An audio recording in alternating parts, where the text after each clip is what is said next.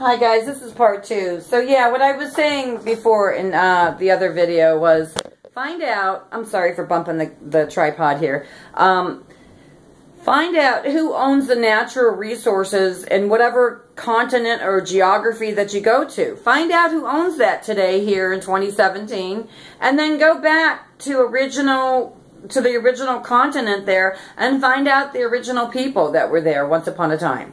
Okay, and you're going to find out. It's going to tell the real story today.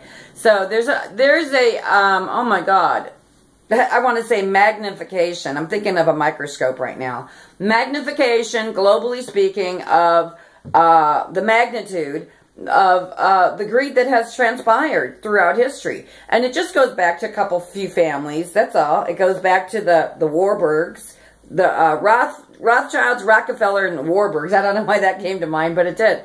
And then they own everything. They own all the paper products, magazines, newspapers, books, the book industry for the colleges, for the schools, you know, and these little books, they're very subtle how they sneak in and start mind indoctrinating our children. My girlfriend Jackie was here in my home. She brought some of her daughter's little books from school, and I seen them and I was like, oh my God, like, are you kidding me? The stuff that they do. The stuff that they do to indoctrinate and then reinforce their historical lies. That's what they do. And they exploit people. They exploit unsuspecting, innocent people that think that this is a good thing. You know, this is a good thing talking about the military to the little children. This is a good thing. Bull crap. You know, bull crap. We should not be, we should have a right for what our children are taught. And they have the right to be taught sacred truth and sacred honor, and not dishonor. And so the fact is, we all been lied to. And I come from a military family. And God bless my military family. And I support the military. I just don't support military corruption, see? There's a distinct difference. I don't support military corruption. And when you got a band or a gang of thugs that, politically speaking, that have taken over,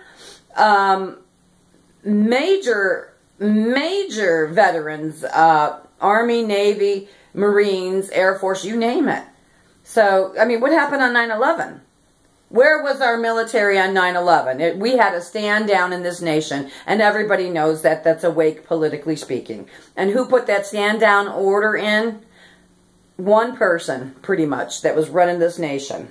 Okay, but actually more people than that behind him, because he had his bosses, which is the 1% corrupt, parasitical elite people, okay?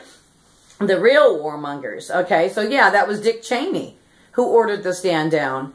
So, and there was many military drills way before 9/11 to practice the events of 9/11. I mean, in June of 2011, in June of 2001, they had a military drill that was given a name called Fake September. So, yeah, there's a gentleman, he's a political historian, and I'm friends with him on Facebook, and I apologize, I can't remember his name, but I'll try and put his links up. I will try and put his links up today when I post on Facebook and stuff. So, yeah, he talks about the war games that were being played out. And I respect his information about all that. So, yeah, we need to stop lying to each other and get out of denial. You know, we have an elephant in our living rooms, and that is the elephant of political and military denial and deception. And it's a real disease. It's a real disease that has affected our history and has affected and sabotaged and exploited and desecrated many cultures. So that's what it is. See, and nobody wants to talk about that. Everybody wants to dance around the subject. Oh, we're no dapple, no dapple. We're protecting this pipeline here, this black snake. Well, I get it, folks. I really get it. But you don't get it. What you don't get is no dapple should have been awake and alive when we were attacking that Middle East for those big snakes in the Middle East, the black oil pipelines there. So people are playing little pageantry games, and Anna Anders, I'm not going to play them with people. So, you know, oh my God. Yeah, so if you can't beat them, join them, and Join them and then speak the truth. Speak the truth to power, to corrupt power, because it's absolutely corrupted our planet and cultures and our different continents, if you will. So much exploitation and desecration, and it's very sad and tragic. It is very sad and tragic, and this is how cultures get lost and language gets lost. Matter of fact, I want to give a shout out here real quick. I'm thinking of this.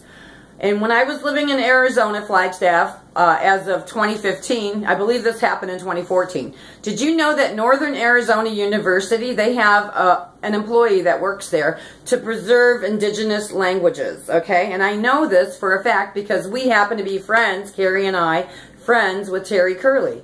Terry Curley, this is a shout out to you and to your significant other who works for Northern Arizona Museum.